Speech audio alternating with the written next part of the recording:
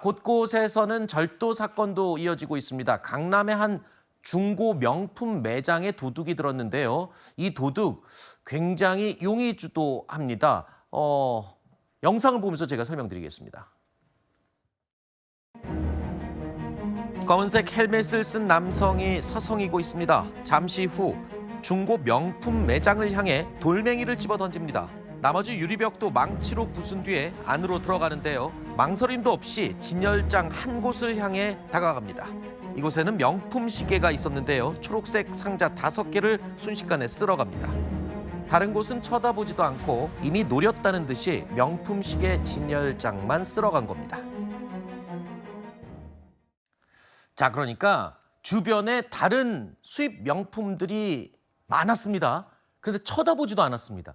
딱 그 한 군데 명품 시계가 있는 곳만 노리고 가서 그 물건만 딱 가지고 갔거든요. 이거는 굉장히 치밀하게 계획을 세워놓고 범행을 저지른 것 같아요. 그랬을 가능성이 굉장히 높아 보입니다. 분명히 이 범행을 저지른 사람의 경우에는 이전에 여기를 지나가다가 저 시계를 훔쳐야 되겠다라는 생각을 가졌을 가능성이 굉장히 높겠고요. 그도 그럴 것이 저 시계 5점을 합친 시세가 1억 5천만 원 수준이라고 합니다. 저 시계 5개만 훔쳐갔는데 1억 5천만 원어치라고요? 맞습니다. 굉장히 고가의 시계였고 그리고 시계의 경우에는 부피가 상대적으로 작기 때문에 본인이 훔쳐서 달아나기에도 용이하다라고 판단했을 가능성이 있습니다. 네. 일단 이 남성 잡아야 되는데 아직까지는 잡지 못한 상황이고요. 아직 못 잡았어요? 그렇습니다. 경찰이 CCTV 분석을 통해서 용의자의 동선을 추적 중인 상황인데 미리 대기하고 있던 이 자전거를 마련을 해놓고 자전거를 타고 이 CCTV가 굉장히 드문 골목을 통해서 도주한 것으로 파악되는 중입니다. 그렇군요.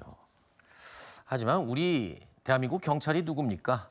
분명히 잡을 겁니다.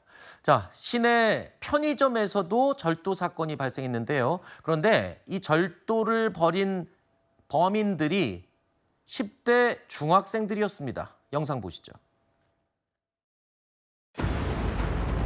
10대 중학생들이 편의점으로 들어옵니다. 그런데 한 명은 입구에서 오는 사람이 있는지를 살피는 듯한 모습인데요. 2명은 가게 안을 두리번거립니다.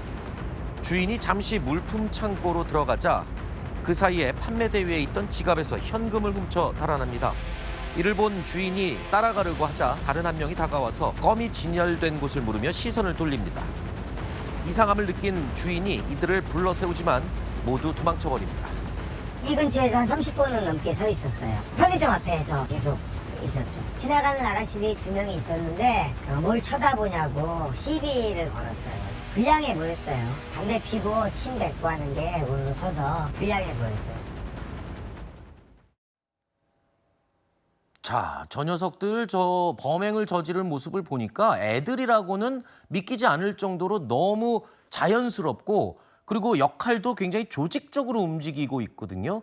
그걸 보니까 이게 여기서만 그런 것 같진 않아요. 그렇습니다. 이 구로구라든지 강서구, 영등포구의 편의점을 돌면서 현금 보관함을 털려고 노리고 저렇게 돌아다녔다라고 볼 수밖에 없고요. 이 망보던 학생의 경우에는 실질적인 절도 행위를 하지 않았기 때문에 처벌받지 않을 수 있을까라고 생각할 수 있겠지만 우리 법상 같이 범행을 모의하고 공모해서 범행을 저질렀기 때문에 네. 역할의 분담만 있을 뿐 모두 처벌받는 데는 이상이 없고요. 아하. 그리고 이 학생들 모두 만 14세 이상이기 때문에 형사처벌 대상이 됩니다. 일단 절도 미수 등의 혐의로 입건을 한 상황이고요. 구체적인 사건 경위를 수사 예정입니다. 그러니까 저 친구들은 지금 촉법 소년이 아니라는 거잖아요. 맞습니다. 어른들과 똑같이 형사처벌 대상입니다. 그렇습니다. 어른들과 똑같이 형사처벌 대상이고요. 다만 그럼에도 불구하고 소년범이기 때문에 일정 부분에 이제 반성하는 기미가 보인다라고 한다면 양형에 있어서는 성인의 범죄와 비교해봤을 때는 훨씬 좀 유리할 수가 있습니다. 알겠습니다.